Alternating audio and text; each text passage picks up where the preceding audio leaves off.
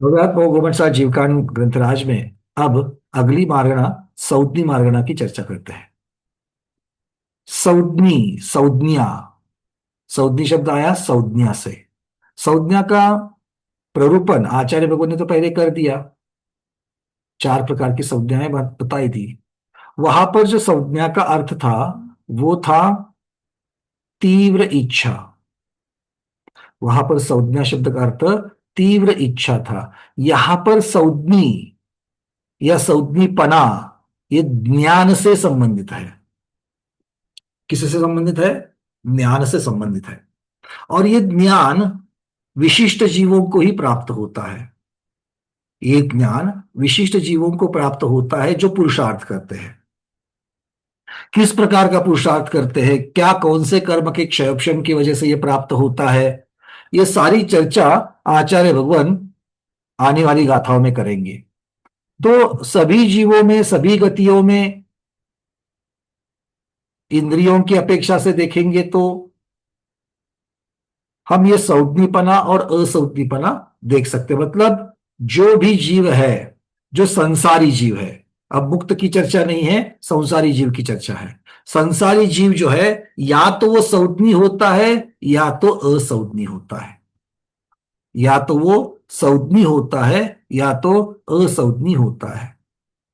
अभव्य जीव, अभव्य जीव नियम से अनादि अनंत काल तक असंज्ञी ही होता है। ध्यान से सुनना, क्या कह रहे हैं? अभव्य जीव जो है वो अनादिकाल से और आगे अनंत काल तक क्या रहेगा? असंज्ञी ही रहेगा। सही है क्या?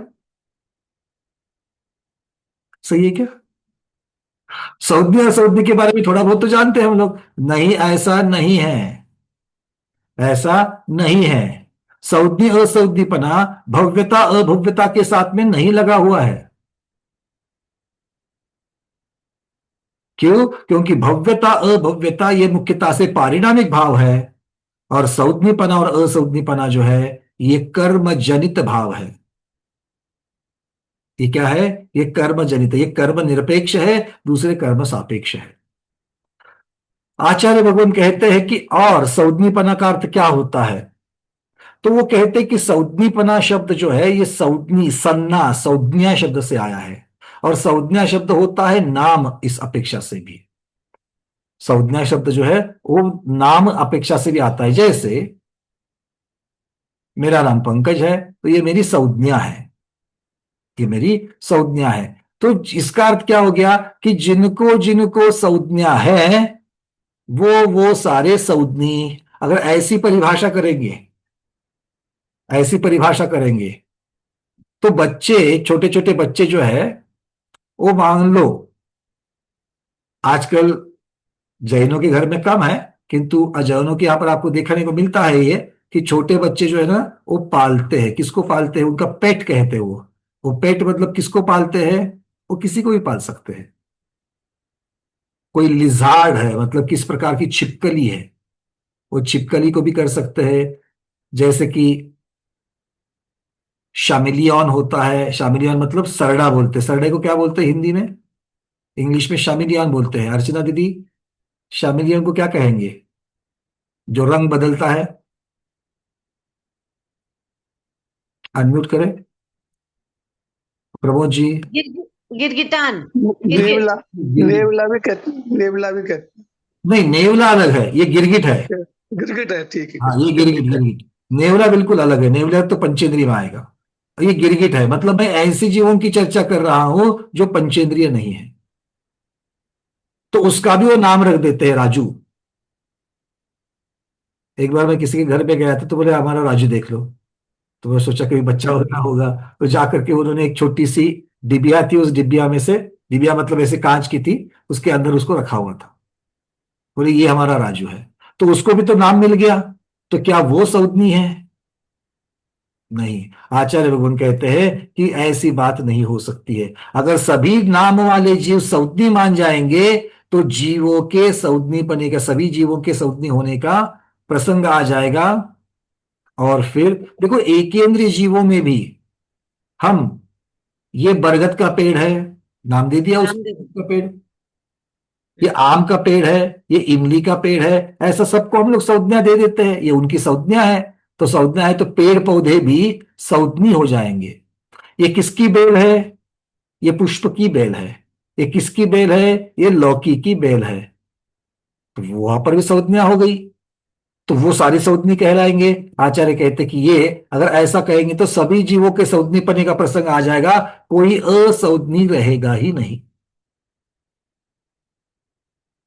संस्कृत में जब बोलते हैं तब संज्ञी ज्ञ आएगा, और हिंदी में कहते तो संज्ञा, संज्ञी असंज्ञी दोनों आएगा। तो इस प्रकार से ये तो बात क्लियर हो गई कि नाम वाला संज्ञा शब्द यहां पर नहीं है। अगर संज्ञा शब्द का अर्थ एकांत से ज्ञान लिया जाए, अभी अभी मैंने कहा था ये ज्ञान से संबंधित है, किंतु अगर एकांत से अगर हम इसको ज्ञान मान लेंगे तो सभी प्राणी तो ज्ञान स्वभाव वाले होते हैं। लब्ध पर्याप्त एकेंद्रिय है कि नहीं है, निगोदिया सूक्ष्म निगोदिया, वो भी तो ज्ञान प्राप्त है। तो उस सभी जीवों को सौद्दीपना आ जाएगा, तो असौद्दी किसे कहेंगे? मतलब सौद्दी शब्द का अर्थ ज्ञान भी नहीं कर सकते। तो इसीलिए आचार्य भगवान को बोल दिया, भैया भगवान आप ही बता देना कि सौद्दी शब्द यहां पर किस अपेक्षा से लिया है। गाथा क्रमांक 660, 661 और 662, ये तीन गाथाएं हमारे सामने अब आ रही है, जो सौद्नी असौद्नी जीवों के स्वरूप के बारे में हमको बता रही है। शेयर कर रहा हूं।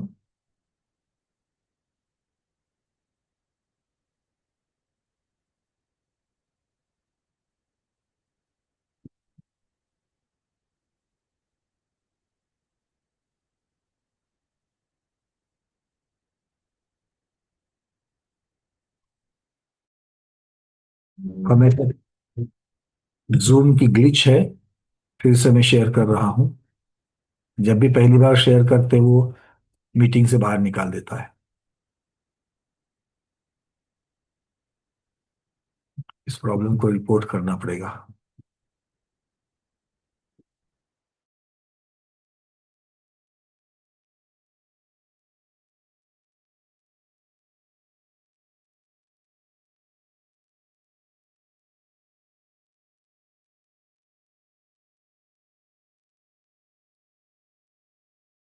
जब दिखाई दे तो मुझे बता देना। आप दिख रही है, चलिए। नो इंद्रिय आवरण खवोस खवो ख ओ नहीं, नो इंद्रिय आवरण खवो समम तज्जवोहनम सन्ना साजस सोदु सन्नि इदरो से सिंधि अवबोहो सिक्खा किरियोदे सालावगाही मनोवलंबेन जो जीवो सुसन्नि तव विवर्यो असन्नि दू मीमंसदिजो पूर्वं कज्जम कज्जम च तच्च मिदरं च सिक्खदिनामेणे नोदि सिक्खदिनामेणेदि य समनो अमनो य विवरिदो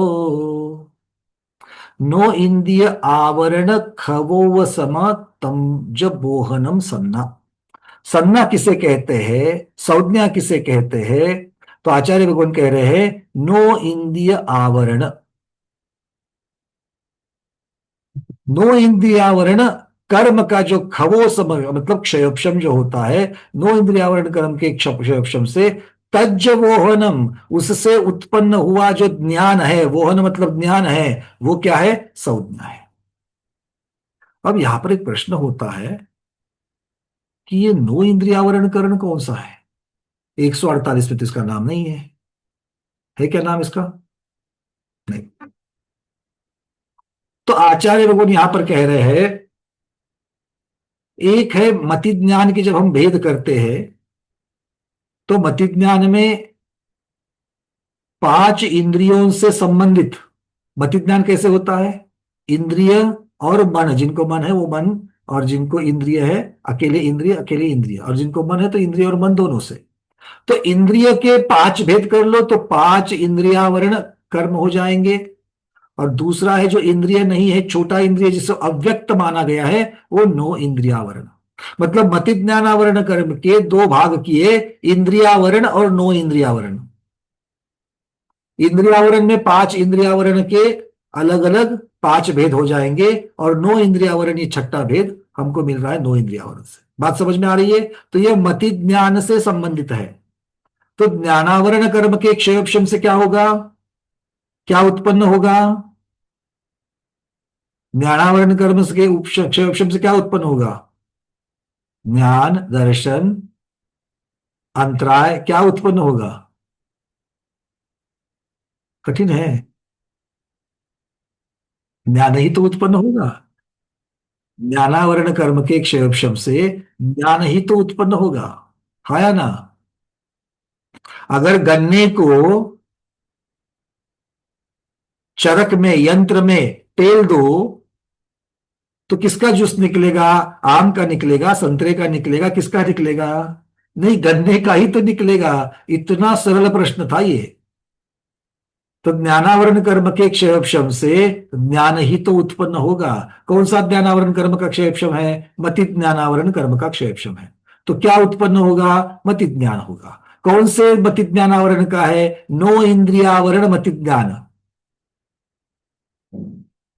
मतलब जो मन से संबंधित है, जो मन से संबंधित है, उस मति ज्ञान का उत्पन्न हो जाएगा। मतलब यहां पर मन का संबंध इस ज्ञान में, क्योंकि आचार्य भगवान संज्ञा किसे कह रहे हैं? नाम को कह रहे, ज्ञान को कह रहे हैं।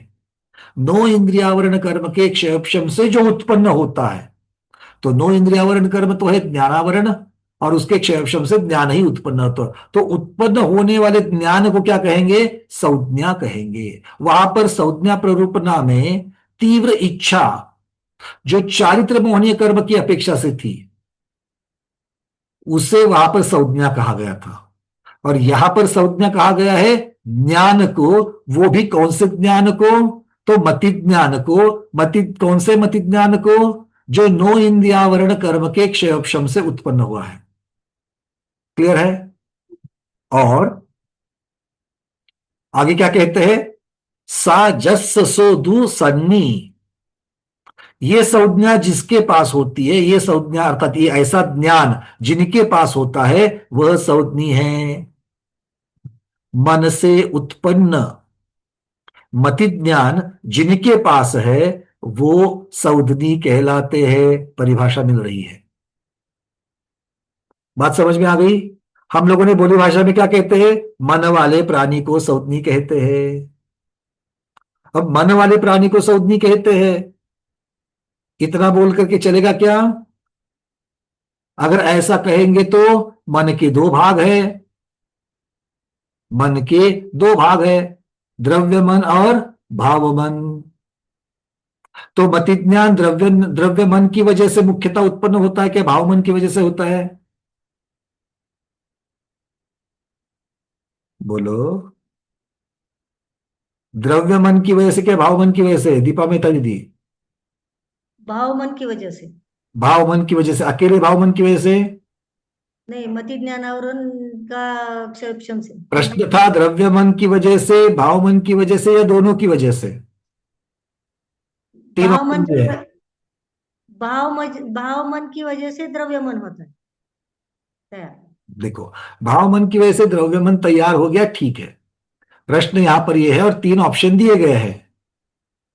उन्होंने पूछा यहां पर जो सौज्ञीपना है, जो मति ज्ञान है, जो मन से उत्पन्न हो रहा है, क्या वो भाव मन से उत्पन्न हो रहा है, क्या वो द्रव्य मन से उत्पन्न हो रहा है, या दोनों से उत्पन्न हो रहा है? वो दोनों से हो रहा है। दोनों से हो रहा है। ऐसा क्यों? ऐसा क्यों? क्योंकि भाव द्रव्य मन और भाव मन एक दूसरे के आश्रित है। द्रव्य मन मन पुद्गल और रचित भाव मन है। जो है, वो एक दूसरे के आश्रित है। पर्याप्ति की अपेक्षा हम लोग देखते तो क्या होता है? मन भाव मन पर्याप्ति के बिना द्रव्य मन की निर्मिति नहीं होती। निर्मिति नहीं होती है। क्लियर है? तो इस प्रकार से, और द्रव्य मन तो रह सकता है, और भाव मन जो है, द्रव्य मन तो शरीर का भाग हो गया, भावमन जो है वो किसकी चर्चा चर्या हो रही है? भावमन किसकी वजह से हो रहा है? कर्म के क्षयोपशम से हो रहा है, और वो मति ज्ञान से संबंधित है। तो क्या केवली भगवान के पास इसकी उपलब्धि होगी? केवली केवली भगवान के क्या पास है? उनके पास क्या है? भावमन केवली नहीं उनके पास, भावमन नहीं है उनके पास। केवली भगवान के पास भावमन नहीं है। तो भावमन जो चीज है, क्योंकि आचार्य भगवान यहां पर व्याख्या में नो इंद्रियावरण कर्म के क्षयोपशम की बात कर रहे हैं। तो क्षयोपशम वाली चीजें सब, जितनी भी चीजें क्षयोपशम वाली है, वो कहां पर खत्म होती है? 12वें गुणस्थान के अंत में खत्म हो जाती है। केवली भगवान के पास क्षयोपशम वाला आधा खुला आधा बंद कुछ भी नहीं है। जो भी है सब कुछ खुला हुआ है। क्लियर है? याद रखने की चर्चा। क्योंकि जब मैं आकर के पूछूंगा केवली भगवान सौदनी असौदनी है क्या, तो आचार्य भगवान कहेंगे वो सौदनी असौदनी पने से परे है। क्यों परे है, उसका उत्तर पहली गाथा में ही मिल रहा है। अगर यहीं से अगर हम लोग ध्यान देंगे तो आगे चल करके अटकेंगे नहीं। इसलिए परिभाषा, मन वाले जीव को सौदनी कहते, वो पुरानी भाषा हो गई। वो अब तक थी, अब गोमट साहब जीवकांड पढ़ रहे हैं। अरे हाँ या ना? हाँ, अब हमारी भाषा बदलनी चाहिए।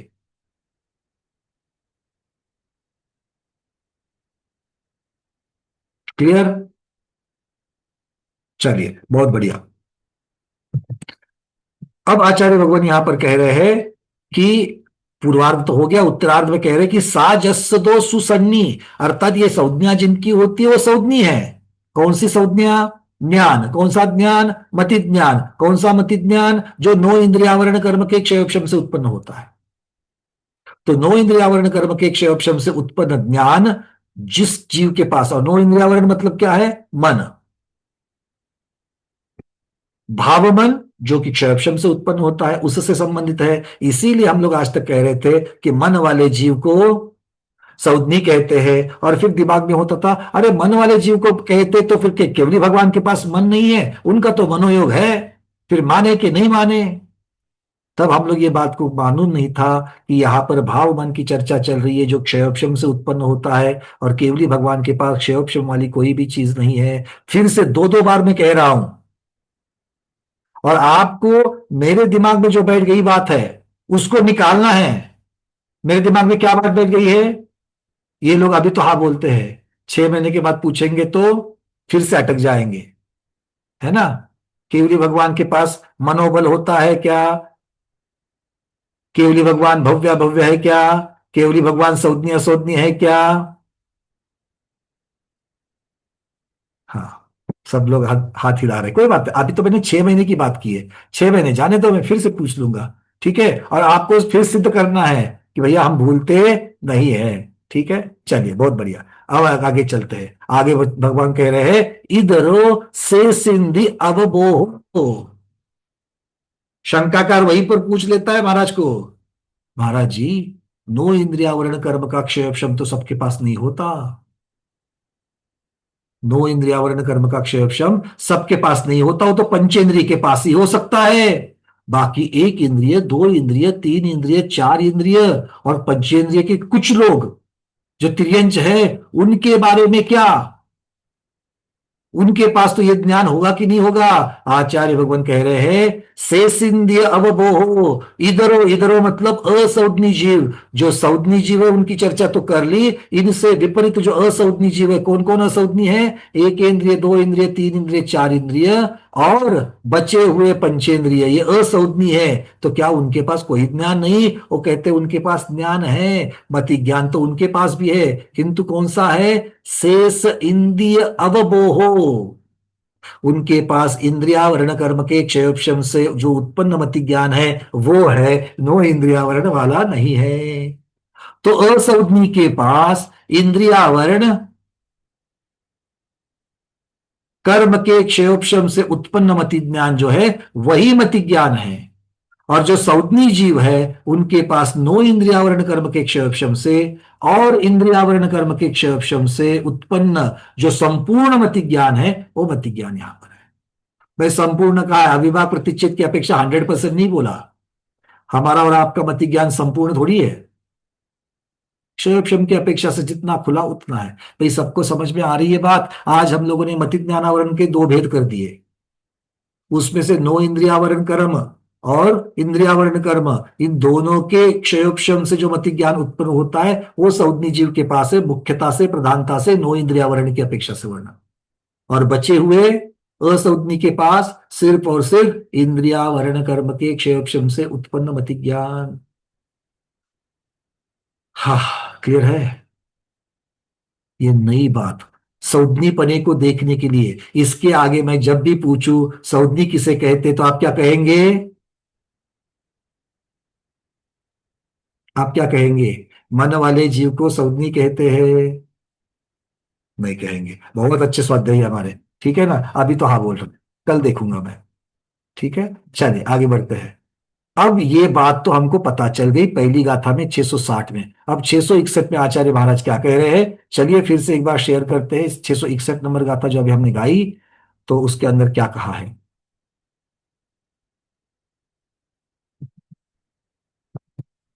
दिख रही है?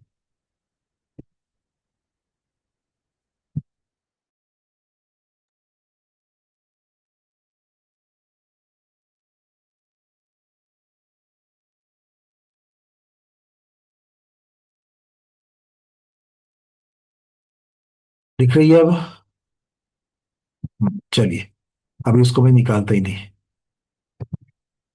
सिक्खा किरीवदे सला, देखो यहां पर शब्द किस स्थिति में आ रहे हैं? पहले सिक्खा शब्द आ रहा है। सिक्खा शब्द मतलब होता है शिक्षा।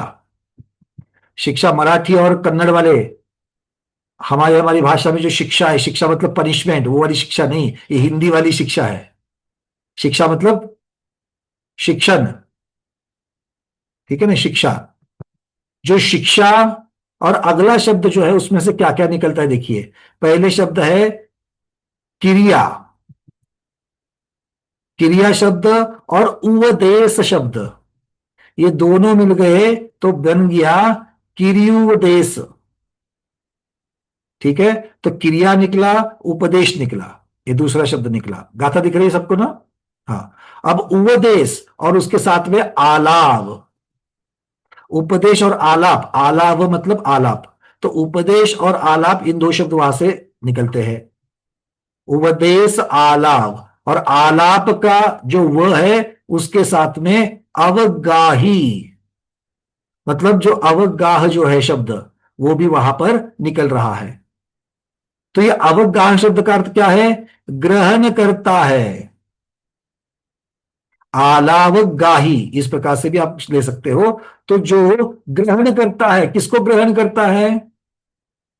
शिक्षा को, क्रिया को, उपदेश को और आलाप को, चार चीजों को ग्रहण करता है। इसके अर्थ देखेंगे। इन चार चीजों को ग्रहण करता है। कैसे ग्रहण करता है? मनोवलंबेण, मन के आलंबन से ग्रहण करता है।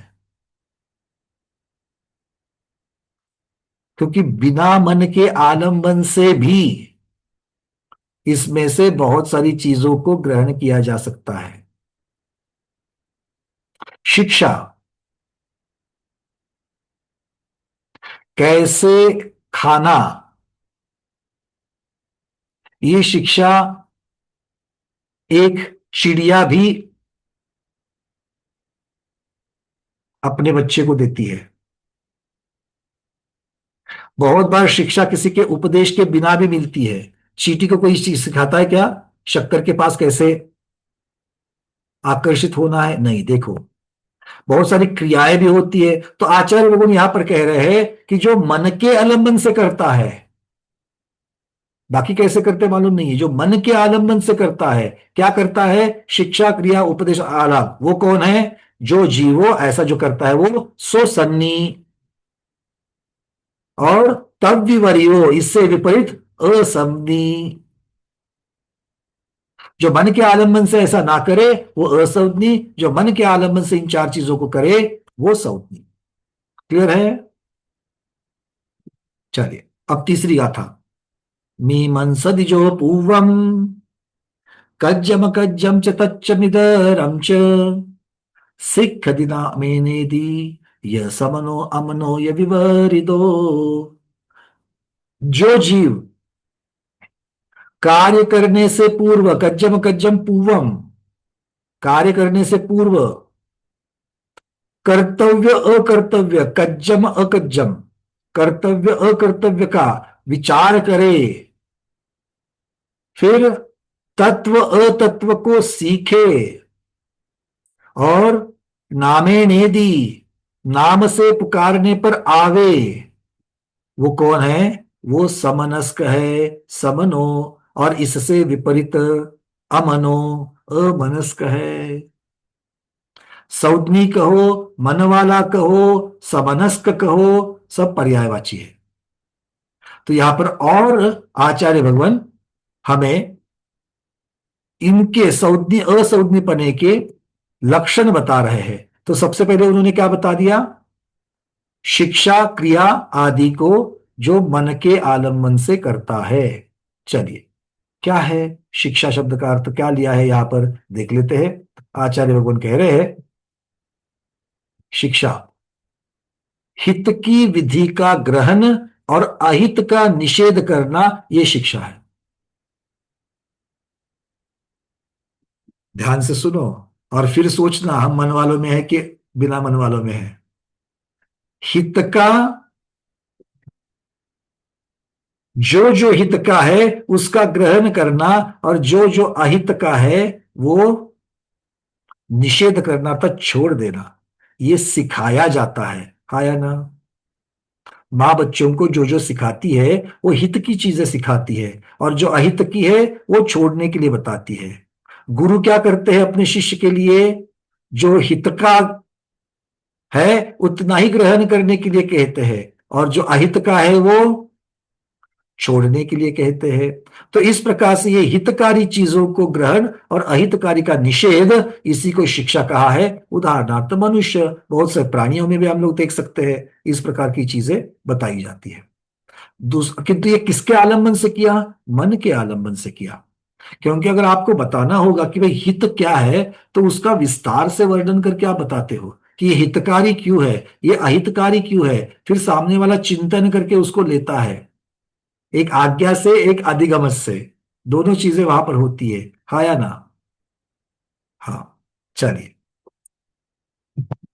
अब क्रिया, दूसरों की क्रिया को देख करके शिक्षा ग्रहण करना अथवा उस रूप क्रिया करना, ये यहां पर क्रिया शब्द का अर्थ होता है।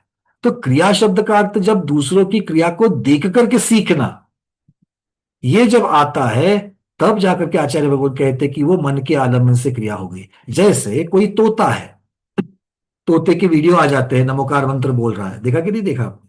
हाँ। तो उसने कहां से ले लिया?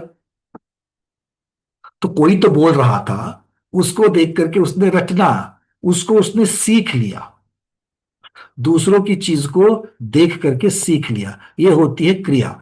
ये मनुष्य और तिर्यज दोनों में पाई जाती है। फिर आता है तीसरा, उपदेश। उपदेश के द्वारा शिक्षा ग्रहण करना अथवा क्रिया करना, कोई तो सामने बिठा करके उपदेश दे रहा है, या फिर जिनवानी के द्वारा उपदेश को प्राप्त होना। ये उपदेश कौन कौन देता है? सभी के सभी सारे उपदेश क्या मोक्ष मार्ग से संबंधित होते हैं क्या? शराबी को पहला घूंट लेने पर बताने वाला भी तो उपदेश दे रहा है।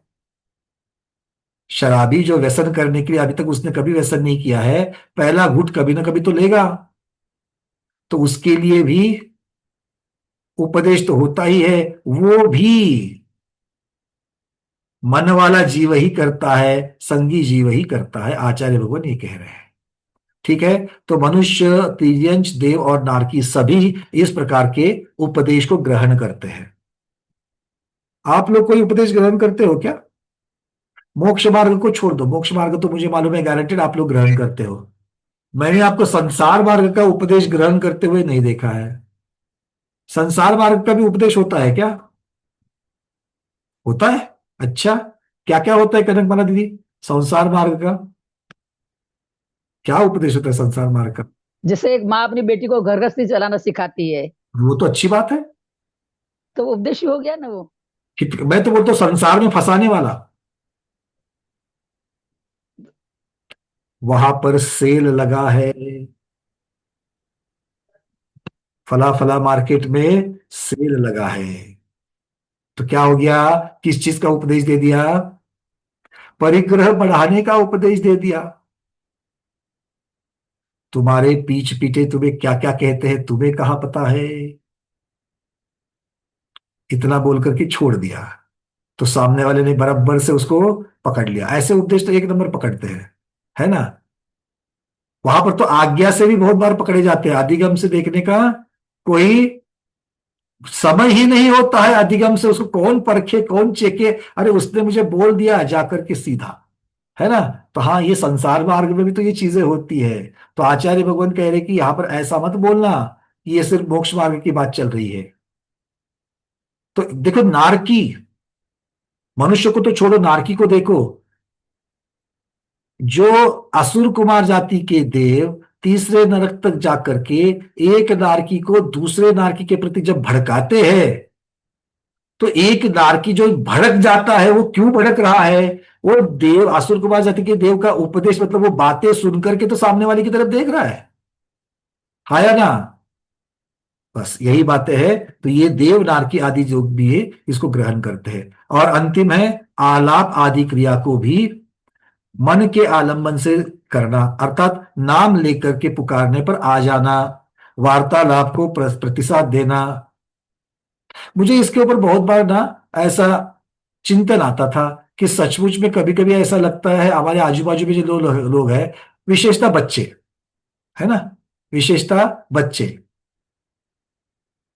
या फिर मान लो किन्हीं किन्हीं बच्चों की माएँ भी है, या आजकल तो पिता भी हो गए हैं, भाई भी हो गए हैं। एक बार मोबाइल में और व्हाट्सएप यूनिवर्सिटी में एक बार वो दाखिला कर दे, है ना, ऐसा नीचे गर्दन करके एक बार वो ध्यानस्थ हो जाए मोबाइल के मैसेजेस को पढ़ने के लिए, फिर कोई अगर बुला रहा है, पुकार रहा है, तो भी वो प्रतिसाद नहीं देते हैं, है ना? हाँ, सब लोग बोल रहे हैं प्रतिसाद नहीं देते हैं।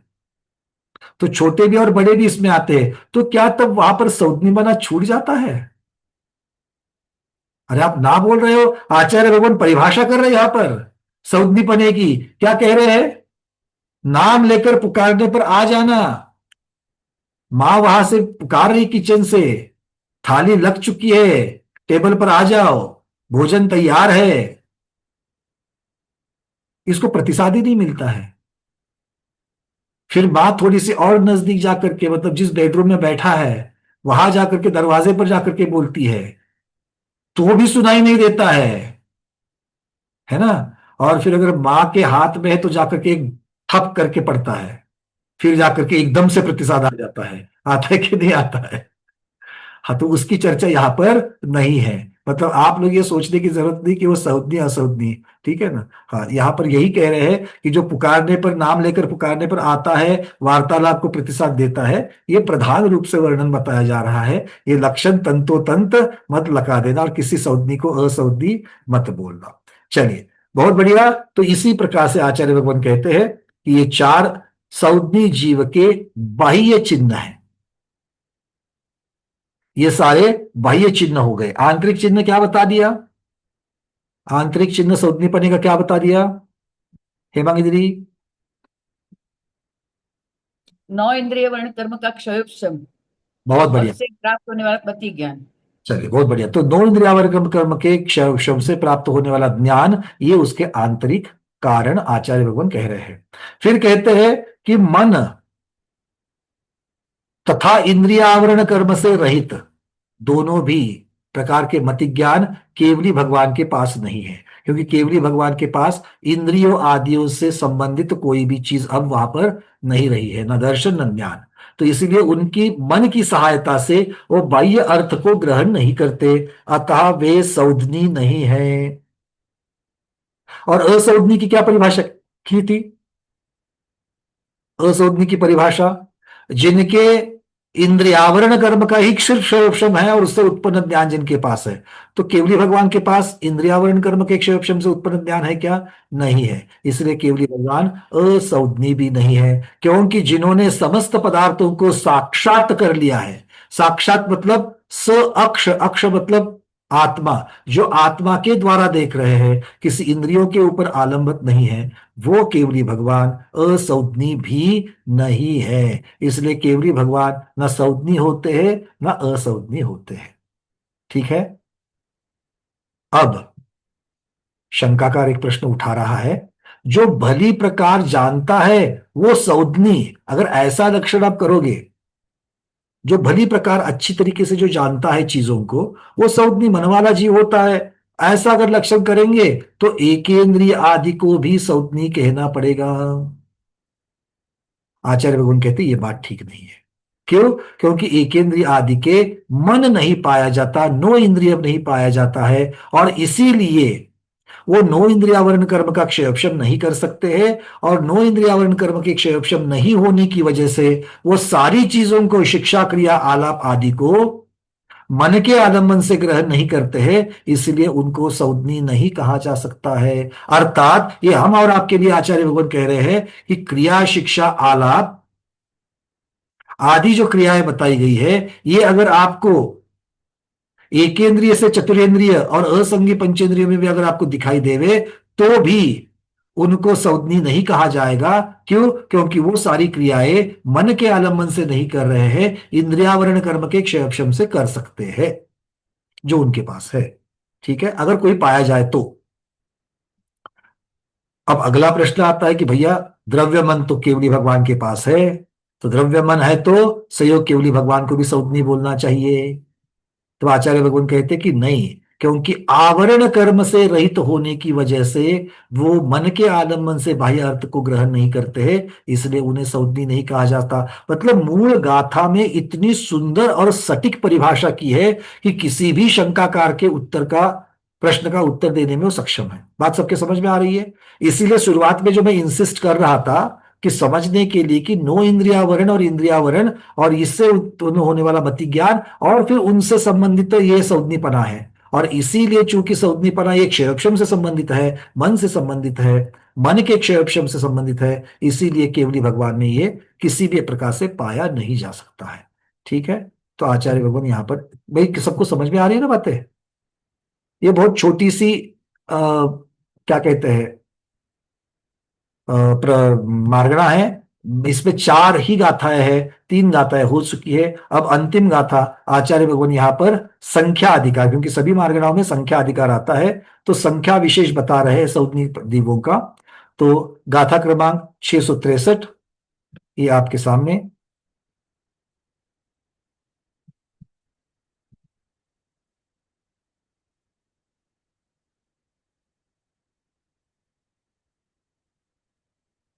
शेयर कर रहा हूं मैं यहां से, जब आपको दिखेगी तो बता देना।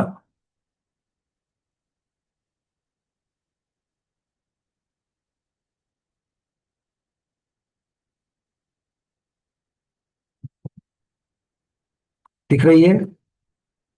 चलिए।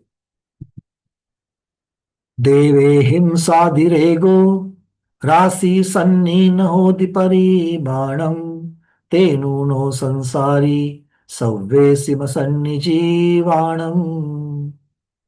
आचार्य भगवान कहते हैं देवे ही साधिरेगो, साधिक किनसे? देवों से, देवों के प्रमाण से कुछ अधिक सौदनी जीवों का प्रमाण है।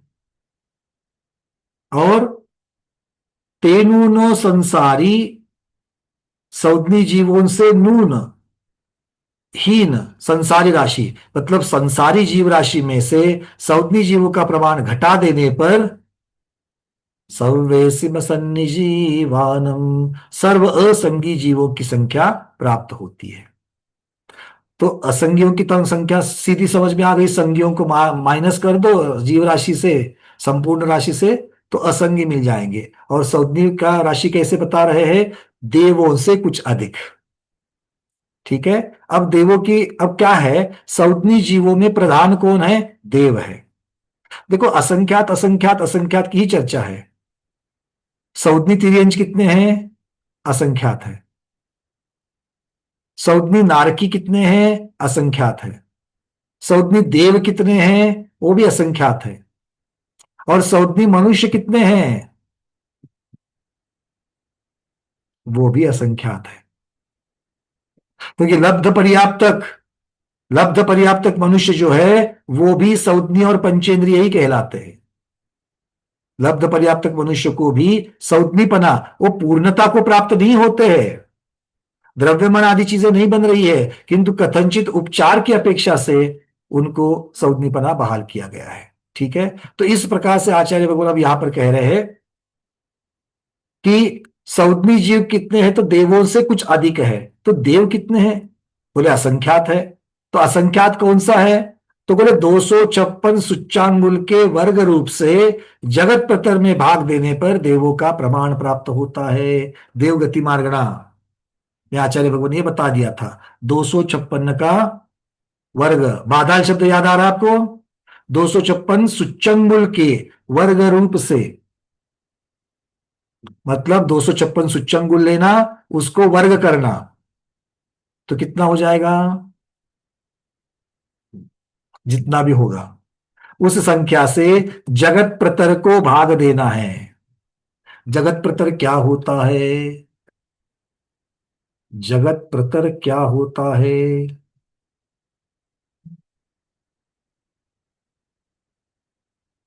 1 2 3 4।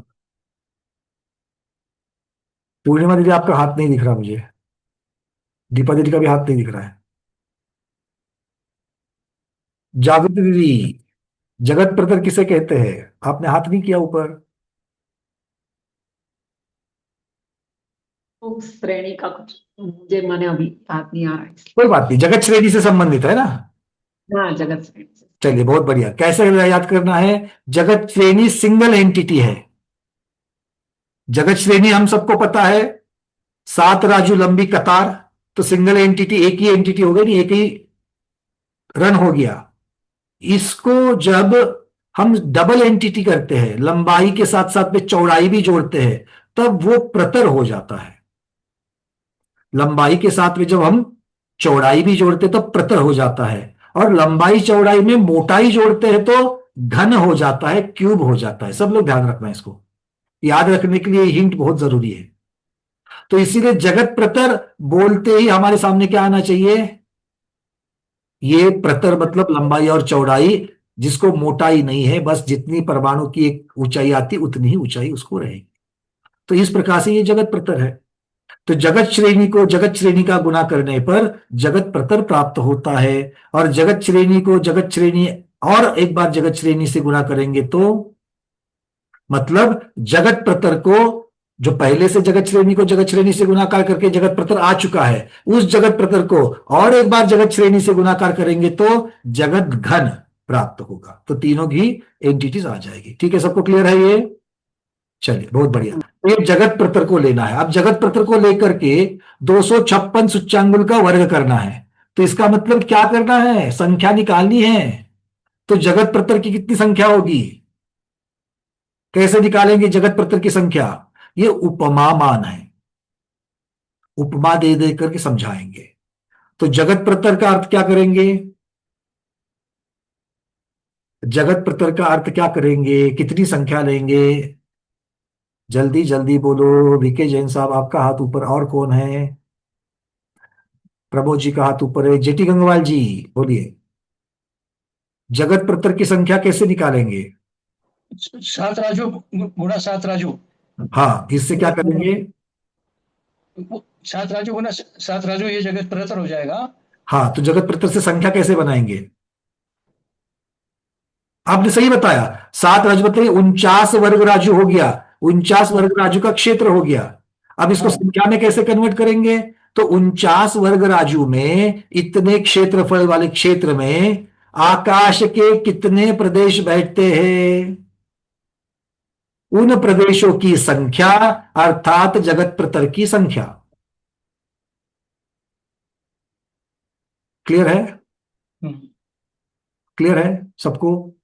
यस। जगत श्रेणी की संख्या कैसे निकालेंगे, 7 राजू लंबी कतार, उसमें आकाश के कितने प्रदेश एक दूसरे को लग करके रहते हैं, तो कितने उसमें संख्या में बैठेंगे, वो संख्या कहलाएगी जगत श्रेणी की संख्या। क्लियर है सबको। जगत घन की संख्या, एक डब्बा पकड़ना है, कैसे? जो 7 राजू लंबा, 7 राजू चौड़ा, 7 राजू मोटा है, ऐसे एक डिब्बे के अंदर जितना क्षेत्र आ गया, उतने क्षेत्र में आकाश के कितने प्रदेश बैठते हैं, उस संख्या को जगत घन की संख्या कहते हैं। पल्य मतलब असंख्यात, किंतु पल्य का अर्थ क्या है? एक पल्य में जितने समय होते हैं उन समयों की संख्या, अर्थात पल्य की संख्या। आवली की संख्या, आवली में असंख्यात समय होते हैं, तो उन समयों की संख्या मतलब एक आवली की संख्या। क्लियर है?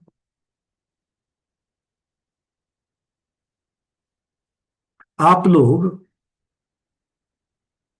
द्रव पदार्थ हो, कपड़े हो, इनको नापते कि कपड़ा कैसे नापते हो? मीटर के हिसाब से, है ना? मीटर के हिसाब से। अगर 2.5 मीटर कपड़ा लाया है, इसका अर्थ क्या होगा? अगर हम कपड़े को पूरा फैलाएंगे तो उसकी लंबाई 2.5 मीटर हो जाएगी, चौड़ाई भी 2.5 मीटर हो जाएगी। तो एक क्षेत्रफल का अंदाजा आया कि नहीं आया?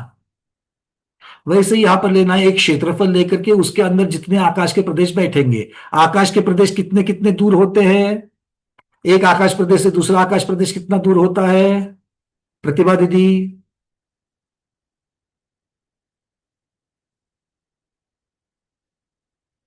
दीदी अनम्यूट नहीं हुआ, हाँ बोलिए। नजदीक होता है, नजदीक नजदीक। अरे नजदीक मतलब कितना? बहुत नजदीक, चिपक के रहता है? कितना नजदीक रहता है? क्या एक थोड़ा सा इतना अंदर छोड़ करके नजदीक रहते हैं? नजदीक मतलब कितना? कुछ समझाएं दीदी? आप वहां पर ऐसा कुछ कर रहे हैं, मुझे समझ में नहीं आ रहा है, बोलो। एक के ऊपर एक, अरे एक के ऊपर एक, अच्छा। लगा हुआ उससे। अच्छा, लगा हुआ एक के ऊपर एक, चलो ठीक है। मीनाक्षी दीदी, किसको लगा हुआ, कैसे लगा हुआ? अब नजदीक एक, रहते हैं सब लोग, उत्तर। एक आकाश प्रदेश पे दूसरे। एक परमाणु धीमी धीमी गति से एक परमाणु जाता है, वो नजदीक वाला आप तो प्रदेश। समय की व्याख्या कर रही हो। एक परमाणु, आप जब धीमी गति शब्द लगाओगे ना, तो वहां पर वो समय आ गया, वो एक समय की चर्चा कर रही हो आप। हमें क्षेत्र चाहिए। प्रमोद जी क्या लगता है? मतलब वो प्रदेश एक एक के साथ एक लगे हुए जो रखते हैं वो हाँ, पर वो उसके दोनों के बीच में अंतर कितना लगाएंगे? अर्चना जैन दीदी, कोई अंतर नहीं रहता वहां। अंतर नहीं रहता? नहीं, आकाश के दो प्रदेशों में अंतर है कि नहीं है? नहीं अंतर, देशों में अंतर थोड़ी। तो सारे के सारे असंख्यात प्रदेश एक ही जगह पर है? नहीं नहीं, मेरा जगह की बात नहीं है, लेकिन वो स्पेस कर रहे हैं स्पेस के हिसाब से, लेकिन दोनों के बीच में कोई नहीं भाई है। देखो, लोकाकाश को आप 343 घनराजु बोल रहे हो, तो 343 घनराजु को असंख्यात में बिठाना है, उसमें असंख्यात प्रदेश बिठाने हैं। तो सारे प्रदेश अगर मैं एक के ऊपर एक डाल दूंगा, एक के बाकी ऊपर एक जगह तो क्या नहीं, फैलाऊंगा?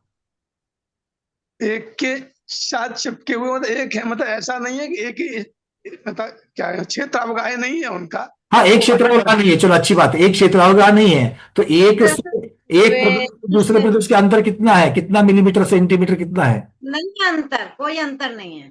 कोई अंतर नहीं है, तो वही तो हो जाएगा, फिर एक क्षेत्र अवगाह हो जाएगा दीदी। नहीं नहीं भैया, बाजू बाजू में है, हाँ, बाजू बाजू से चिपके हुए बैठे हुए हैं। बाजू बाजू में चिपके हुए हैं, तो दोनों का बाजू बाजू में जो चिपके हुए हैं, कौन एक दूसरे को चिपका हुआ है वो तो बताओ। दो लड्डू चिपके हैं, दो काजू कतली चिपकी है, दो गुलाब जाम चिपके हैं, क्या चिपका है?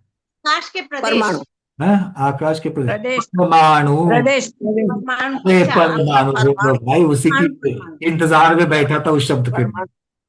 परमाणु। परमाणु। ये एक परमाणु, गणित को समझने के लिए एक परमाणु, ये दूसरा परमाणु, ये आप बोल रहे हैं ऐसे चिपक के बैठे हैं, तो दोनों के बीच में हवा जाने को जगह नहीं, वो तो ठीक है। ये दो परमाणु है, तो आकाश प्रदेश का किसको कहलाएंगे? तो ये एक क्षेत्र, एक प्रदेश हो गया, इसका सेंटर दूसरा प्रदेश हो गया। ये इस प्रकार से समझाते हैं, ठीक है? अरे ठीक है, जी हाँ, उतना तो समझ लो, ठीक है। चलो भाई आगे बढ़ते हैं। अब यहां पर तो देवों की संख्या जगत प्रतर जो है, जगत प्रतर को लेकर के 256 सूचांगुल के वर्ग रूप से उसको करेंगे तो ये संख्या आ जाएगी। तो आचार्य भगवान कहते हैं, पूछा गया शंकाकार ने दूसरा प्रश्न, कि ये देवों की संख्या से जो अधिक कह रहे हो, वो देवों की संख्या से कितने अधिक है? देवों की संख्या से कितने अधिक है? तब आचार्य कह रहे हैं असंख्यात अधिक देवराशि प्रमाण सौदनी जीव है। मतलब देवराशि जितनी भी है उसमें असंख्यात को मिला लो। क्यों असंख्यात को मिला लो? क्योंकि नारकी भी असंख्यात है, तिर्यंच भी असंख्यात है, सब लोगों को मिलाकर के, बाकी सभी गति के जीवों को मिलाकर के असंख्यात ऐड हो जाएंगे। सौदनी जीव देवों के संख्यातवे भाग अधिक देवराशि प्रमाण है। तो एक असंख्यात से दूसरे असंख्यात तक जाने के लिए कितने हैं? वो कहते हैं कि संख्यातवे भाग अधिक देवराशि प्रमाण है। देव अवहार काल 256 सूच्यांगुल का वर्ग अर्थात 65,536 प्रतरांगुल में एक प्रतरांगुल को ग्रहण करके और संख्यात खंड करके उनमें से एक खंड को निकाल करके शेष बहुखंड उसी में मिला देने पर सौदनी जीवों का अवहार काल होता है। अर्थात कितना भाग देना। अवहार काल मतलब भागहार। किसी ने मुझे उस दिन भी प्रश्न किया था। तो भाग देने की संख्या कितनी है, कितना भाग, संख्यात्वा भाग असंख्यात्वा भाग। तो भाई भाग जो देना है वो कितने बटे में जो नीचे जो संख्या आएगी वो कितनी है। तो ये विशेष अधिक का प्रमाण दे रहे हैं। विशेष अधिक में क्या होता है? उसी का संख्यात्वा भाग लेकर के मूल राशि में मिलाना। हम लोगों ने पहले भी इस प्रकार के गणित देखे हुए हैं। तो इस प्रकार से ये उनका भागहार होता है। इसका मतलब किसका? ये जो अवहार काल, ये जो ये भागहार, भागार मतलब जो यहां पर भाजक है, जो भागने वाला है, जो नीचे वाली संख्या है, बटे में आने वाली जो संख्या है, जो भागहार है, उसका जगत प्रतर में भाग देने पर सौदनी जीवों का प्रमाण होता है। ठीक है। तो अवहार काल का अर्थ होता है भागहार, मतलब बटे में नीचे लिखने वाली जो संख्या है, बटे शब्द में लिखने वाली संख्या को यहां पर अवहार काल या भागहार कह रहे हैं। अब कहते हैं संपूर्ण संसारी जीव अनंत है। उनमें से सौदनी जीवों की संख्या जो असंख्यात है वो कम कर देने पर अनंत असौदनी जीव राशि का प्रमाण रहता है। तो असदनी जीवों की राशि कितनी है? वो तो अनंत ही होगी, है ना, क्योंकि मुख्यता से एक केंद्रीय जीव वनस्पति काय की अपेक्षा से तो अनंत है ही है। तो एक चार्ट मोटा मोटी में यहां पर हमको दिया गया है, उस चार्ट को यहां से देख लेते हैं ताकि थोड़ी बहुत, क्योंकि सारा का सारा उपमामान है, तो उपमामान में एक की अपेक्षा से दूसरा वर्णन किया जाता है, तो उसी प्रकार से वो बताएंगे।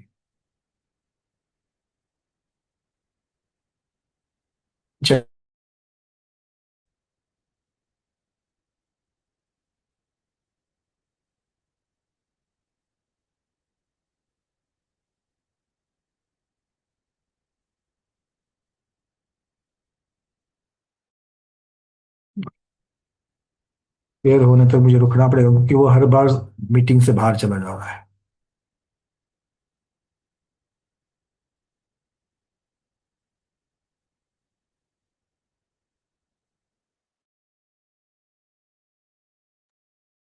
चलिए अपने अपने पीडीएफ में देखिए, मैं और एक बार अंतिम बार मैं ट्राई करता हूँ कि वो मीटिंग से बाहर निकल रहा है।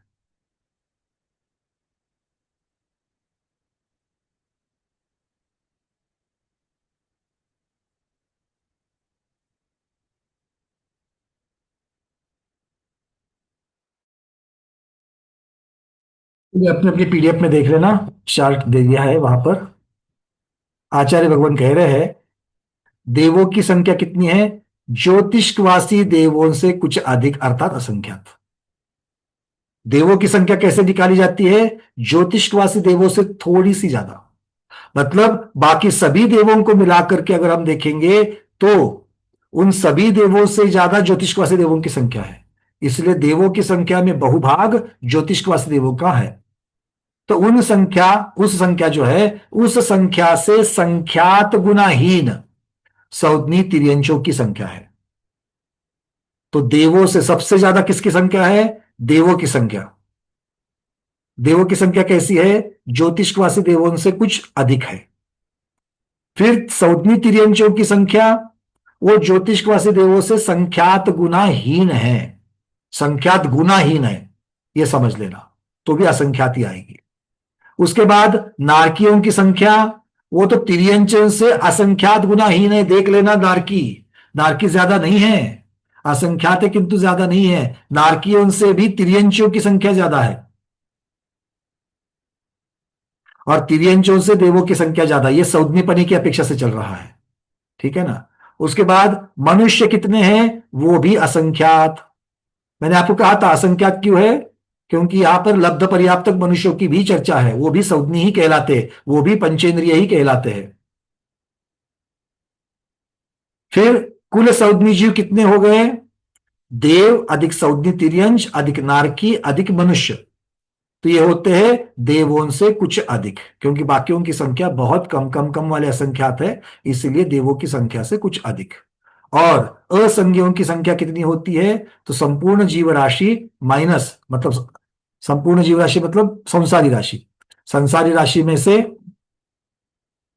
कौन किसको कम करोगे अब असंगी जीवों के लिए, सारे के सारे नहीं, सौज्ञी को कम करना। मतलब क्या होगा, 1 से 12वें गुणस्थानवर्ती संगी जीव, 1 से 12वें गुणस्थानवर्ती जीव जो है वो संसार जीव राशि से हटा दो, असंगियों का प्रमाण आपको प्राप्त हो जाएगा। मतलब असंगी एक केंद्रीय जो है उनको छोड़ देना, 1 से 12वें गुणस्थानवर्ती सौज्ञी जीव। क्यों, क्योंकि 13वें और 14वें गुणस्थानवर्ती जीवों को सौज्ञीपना नहीं है, सिद्ध भगवान को भी सौज्ञीपना नहीं। बट सिद्ध भगवान की यहां चर्चा क्यों नहीं आएगी, क्योंकि संसार जीव राशि में से इसको कम करना है। तो संसार जीव राशि माइनस 1 से 12वें गुणस्थानवर्ती सौज्ञी जीव, ये जाकर के हो जाएंगे टोटल असौज्ञी जीवों की संख्या। मतलब अनंत माइनस असंख्यात, अनंत माइनस असंख्यात इज इक्वल टू अनंत।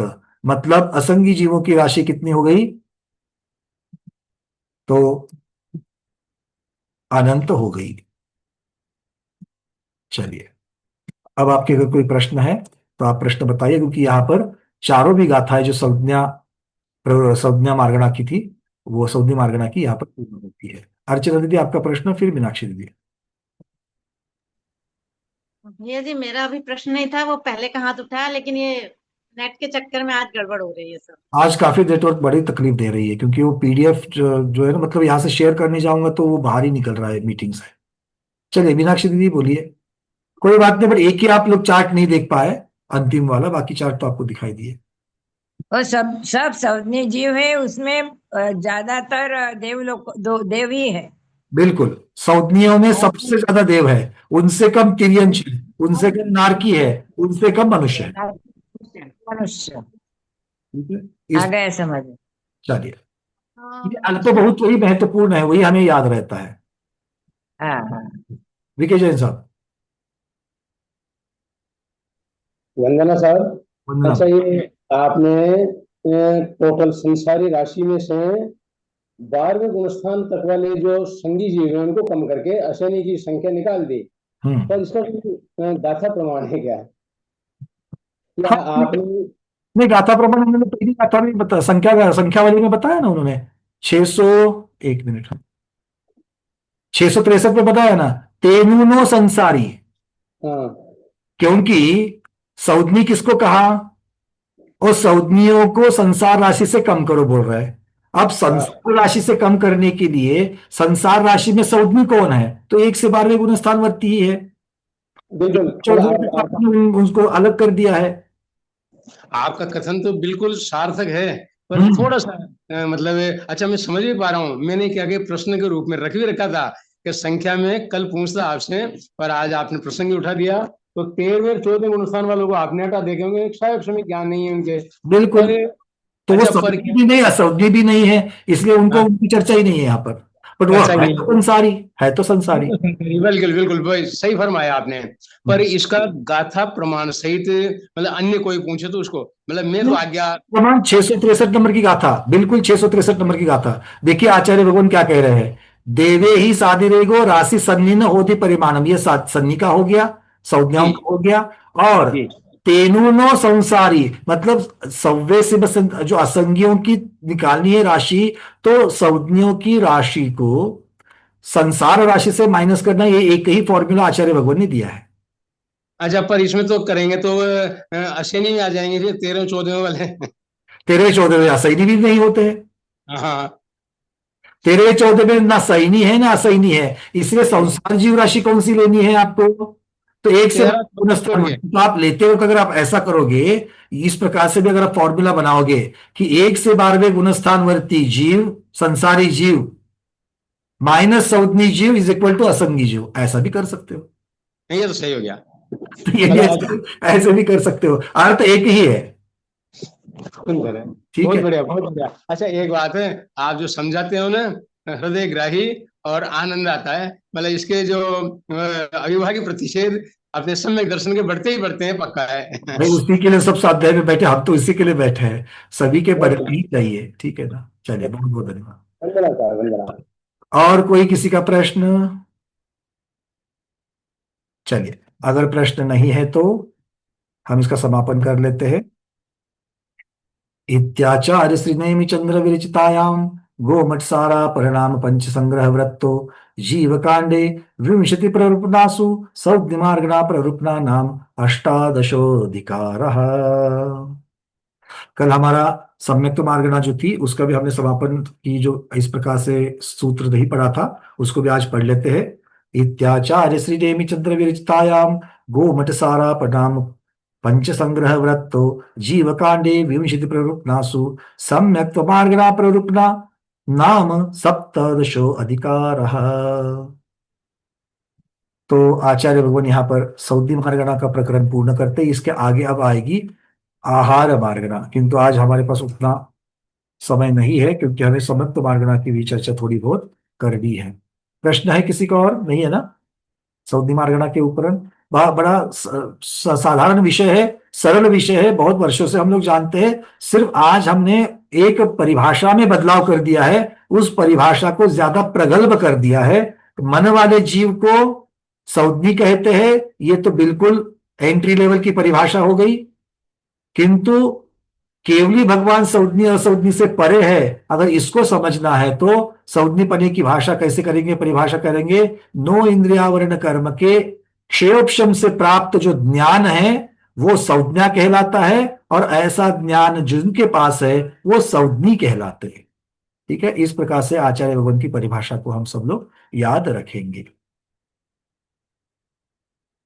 आज के इस सौज्ञी मार्गणा के स्वाध्याय को यहीं पर समापन करते हैं।